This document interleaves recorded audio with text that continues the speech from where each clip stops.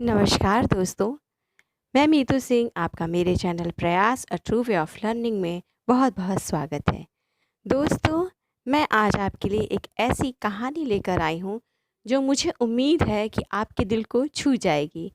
तो ये कहानी है एक सर्प की, जिसे शंकर जी अपने गले में धारण करते हैं और ये कहानी है वासुकी नाथ की। तो चलिए दोस्तों, बिना कोई बात के हम इस वीडियो को शुरू करते हैं, लेकिन उसके पहले मैं आपसे एक रिक्वेस्ट करना चाहती हूँ कि आप इस वीडियो को शुरू से लेकर लास्ट तक देखिएगा, ताकि आपको ये कहानी अच्छे से समझ में आ जाए। तो चलिए दोस्तों, हम शुरुआत करते हैं इस कहानी की।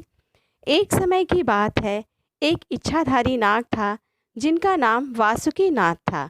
वह अपनी पत्नी और दो बेटों के साथ, जिनके नाम शीत और बसंत थे, बड़ी खुशी के साथ अपने दिन बिता रहे थे। एक बार वहाँ बाढ़ आई।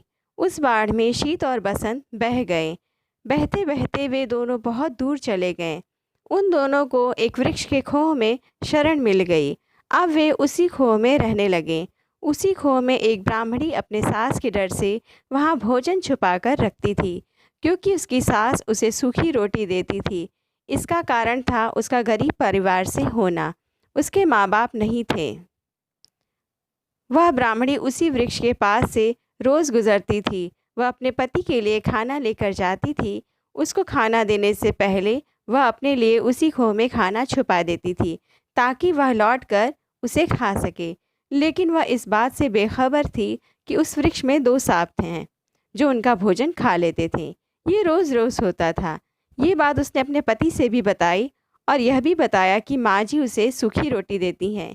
एक दिन उस ब्राह्मणी ने तय कर लिया कि आज तो मैं देखकर ही रहूंगी कि मेरा भोजन आखिर जाता कहाँ है।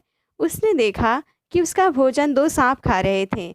शीत और बसंत उस ब्राह्मणी को देखकर उस बिल से बाहर आ गए। दोनों ने उस ब्राह्मणी से कहा कि हमने तुम्हारा भोजन खाया है। हम दोनों बाढ़ में बहकर यहाँ आ गए और तब से इसी वृक्ष के खोह में रह रहे हैं। अब तुम हमें अपने साथ ले चलो। तुम्हारा कोई भाई नहीं है, हम तुम्हारे भाई बनकर रहेंगे। ब्राह्मणी दोनों को अपने घर ले आई। पहले दोनों छोटे थे, तो वे उन्हें बड़े आराम से टोकरी में छुपा देती थी। लेकिन धीरे धीरे वे दोनों बड़े हो गए। तब ब्राह्मणी को इस बात का डर सताने लगा कि कहीं उसकी सास को पता लग गया तो वह उन सांपों को मार देंगी। इसलिए उसने शीत बसंत से प्रार्थना की कि तुम दोनों यहाँ से चले जाओ। शीत बसंत ने उस ब्राह्मणी से कहा कि हम तुमसे मिलने आते रहेंगे। शीत और बसंत अपने घर चले गए। वहाँ उसकी माँ मिलकर बहुत प्रसन्न हुई। शीत बसंत ने सारी घटना सुना दी तो उनकी माँ ने कहा कि उस ब्राह्मणी के मायके में कोई नहीं है, तुम उसके भाई बन के जाओ और यहाँ ले आओ। दोनों भाई एक बैलगाड़ी पर बहुत सा धन लेकर अपनी बहन को लेने गए, तो उसके पति ने सोचा कि ये सांप कहीं उसे डस न ले। किंतु उसकी सास मन ही मन प्रसन्न थी कि इसे संतान तो हो नहीं रही है। यदि यह मर जाएगी तो उसके बेटे की दूसरी शादी बड़ी आसानी से हो जाएगी। यह सोचकर उसे खुशी खुशी विदा किया। ब्राह्मणी अपने नए मायके आई। शीत बसंत की माँ ने उसका स्वागत किया और शीत बसंत से कहा कि जाओ अपनी बहन को घुमा ले आओ। सब दिशा में जाना, लेकिन किंतु पश्चिम दिशा में नहीं जाना, क्योंकि तुम्हारे पिता वासुकीनाथ उसी दिशा में रहते हैं। उन्हें यदि मनुष्य की गंध लग जाती है तो वह उसे निगल जाते हैं। किंतु जिज्ञासावश वह ब्राह्मणी वहाँ चली गई। तब उसकी माँ ने उसे छोटा बनाकर टोकरी में छुपा दिया। वासुकीनाथ के जाने के बाद उसकी माँ ने शीत बसंत को कहा कि इसे इसके घर पहुँचा दो। अपनी बेटी को बहुत सा धन देकर और उसे वासुकीनाथ से बचाने के लिए उसे एक दीपक देकर उसने अपनी बेटी को विदा किया, और उससे कहा कि इस दीपक को रोज़ जलाना और इसे जलाते समय कहना कि मेरे भाई शीत बसंत और मेरे पिता वासुकीनाथ आगे बढ़ें, फिर इसको सीप सीप कहकर बुझा देना।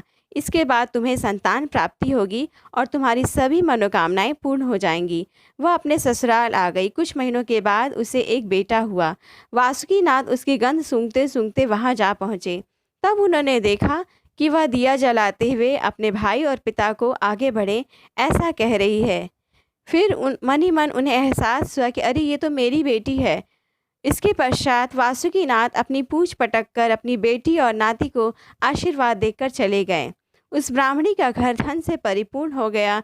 शीत बसंत ने उसे बताया कि पिताजी आए थे, उन्हीं ने अपना आशीर्वाद उसे दिया है, इसलिए उसका घर धन धान्य से परिपूर्ण हो गया है। अब उस ब्राह्मणी की सास भी उसे प्यार करने लगी थी। इस प्रकार इस कहानी का सुखद अंत होता है।